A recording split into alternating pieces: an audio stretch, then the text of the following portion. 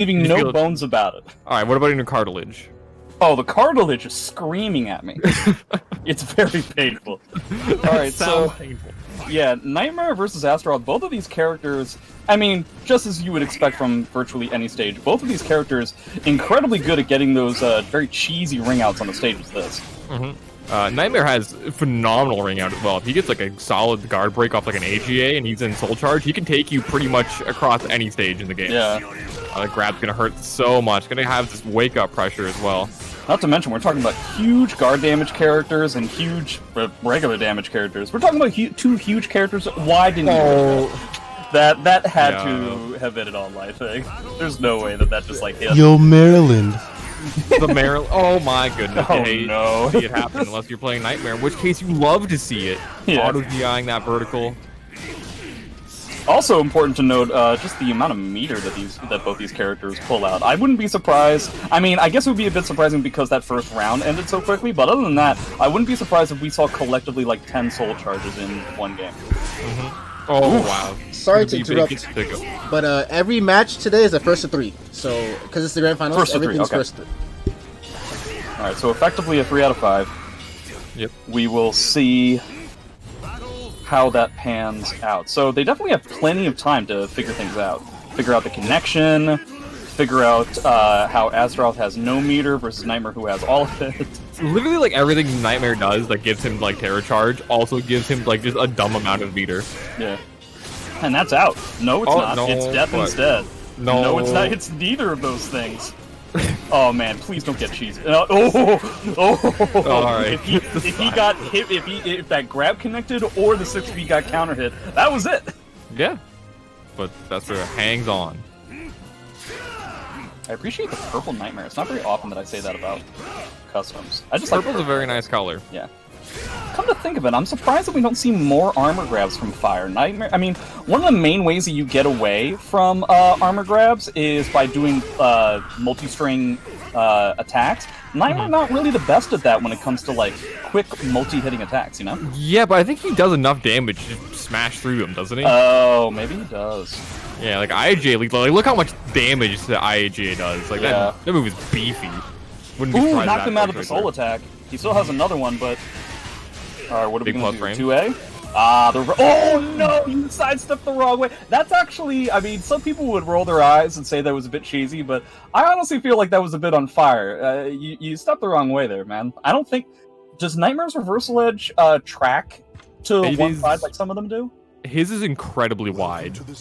Yeah, I still feel like it was better to sidestep the other direction so you weren't hindered by the edge of the stage. Yeah, I think the stage edge definitely played a factor in not being able to sidestep that. I'm going to switch over to Talim. Coupled with the fact that Astaroth is pretty wide in and of itself as well. Yeah. Yeah, and we're going to about the exact opposite character model than we had before. And he quickly changed. So this leads me to believe that he had this strategy... he had convinced himself of this strategy, like, right away, like, before the first game even happened. Like, let me just try out this Astaroth thing, and if it doesn't work, I'm just gonna go over here. Yep. Ooh, delays with the Grimstride K, gonna get that wall splat. Early meter advantage.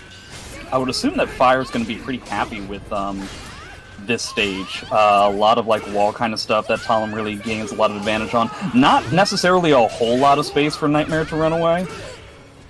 No, but he does have access to like really high damage combos and ring outs, so that's going to be enough for Fyre to close that round that's one. That's going to be the case with Nightmare on any stage. So that's just kind of it will be what it will be. Right, finally, the only way that Talim is going to be able to keep up in the meter gain in this against Nightmare is if he's going to get some of these REs. RE's relatively risky against a character like this, as most things are, but, you know. Yeah, if Nightmare does call out the Reversal Edge, like on what your option's going to be, he can get a huge amount of damage, but Fyre is not going to let him get any sort of momentum at all. Just puts him in the blender, just guesses right after all that Oki pressure. Well, I appreciate the fact that it really seemed like, I'm not an expert on this matchup, but it really seemed like Fyre's options, virtually everything that he did would have beaten armor had it come out. He didn't really go for like some of that like quick like highs that Talim tends to do, which I would presume lose out to the armor. It was a lot of things like lows and a relatively quote unquote bigger. Is that the ring out? You've got Terror Charge. 1A? Oh, okay. Yeah, I think that's that the best flag doesn't get it. Okay. A little bit too awkward for Fyre to kind of figure out what he was supposed to do in the situation. So now the situation has greatly changed. Now the situation has greatly changed to where we're going to be dealing with ring out stuff as opposed to wall combo stuff. I would say that it's kind of 50-50 when it comes to these two characters. Yeah, I mean, depends on like the hit Nightmare gets. Nightmare can carry you so far given the right situation. Yeah. But also, Nightmare doesn't necessarily, aside from reverse flapjack, which I guess is effective considering what we saw last game. It's Talim more effective when it comes to reverse ring outs. Ooh, nice whiff punish there. But not going to be a factor at all. It's going to get obliterated by that whiff punish CE. I think it was almost like preemptive just on how fast it was. Yeah, it probably just was 1,000,000% exactly what Fyre was looking for. And, I mean, it is kind of on Vesper to figure that sort of thing that's going to be coming out. I mean, if at any point, it's very similar to, if anybody played SC5, it's very similar to APAT, where if you are in the amount of damage where you will die to a CE, they're thinking about CE. Yeah, it's really easy in this game too. A lot of characters having these longer range, like whiff punish CEs. When they're in like a life advantage situation, it's gonna kill.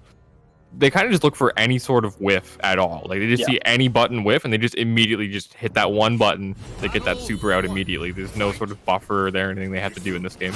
And it's pretty easy to whiff punish with Talims. One, because it's safe, so even if you're wrong, it doesn't really matter.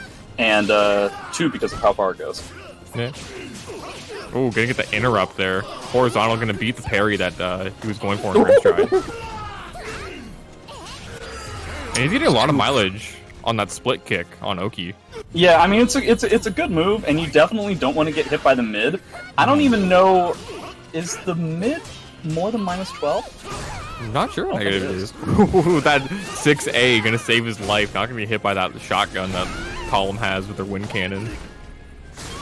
Going for some of these, little bit of a cheesy flapjack kind of thing. I guess I can't blame him considering the first game. It's going for this Grim Stride pressure, which Fyre's respected. Yeah, I really kind of wish that we were seeing more armor situations from the Nightmare player, and I wish we were seeing, he definitely seems uncomfortable in Talim's in his face. Well, it's a really hard spot to be in. Nightmare doesn't really have a ton of fast buttons, so he's going to be relying on armor, but as we mentioned before, Fyre's been playing around it pretty well. There's going to be the ring out.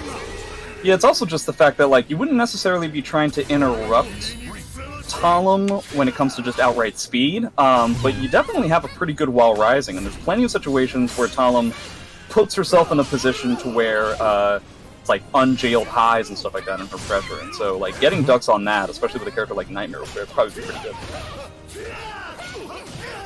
Spends his terror charge on the while rising K, but fortunately the airborne hit's not going to give him anything off of it.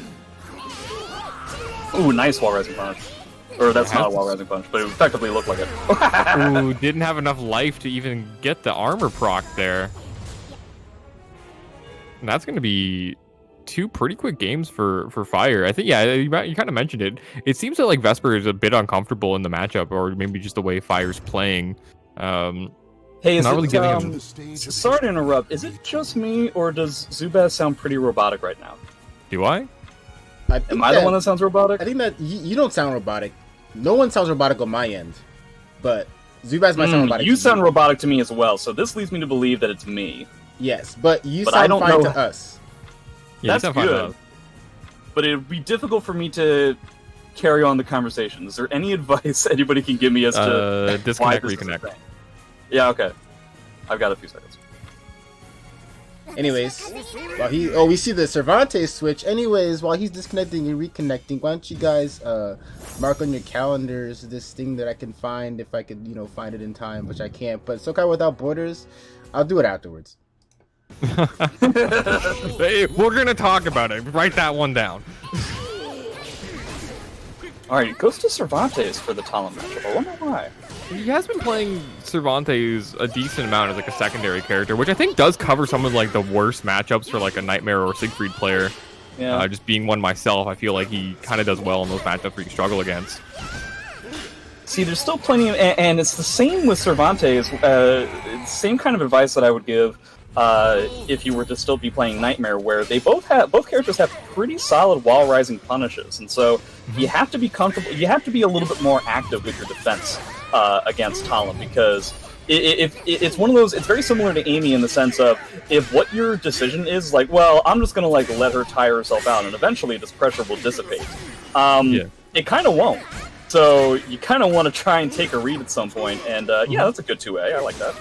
Yeah, there we go. The A6 going to be kind of just keeping Talim at bay. One of the greatest strengths about that move is it's an anti-approach tool. When your opponent has to approach you if they have like a lower life lead, but Fyre's not going to care. He's going to be like, okay, I'll just wait for you to whiff something, and I'll get this punish lead into all this pressure, and you're not going to guess right. Yeah, still very, very comfortable. And correct me if I'm wrong, I think I heard that the way that the team's match is going to be is that Fyre is going to get essentially 2 lives in this That depends if Dratheon is able to get the internet working or not. Sure, yeah. It's going to be pretty tough, because if I remember correctly, Fyre's been kind of...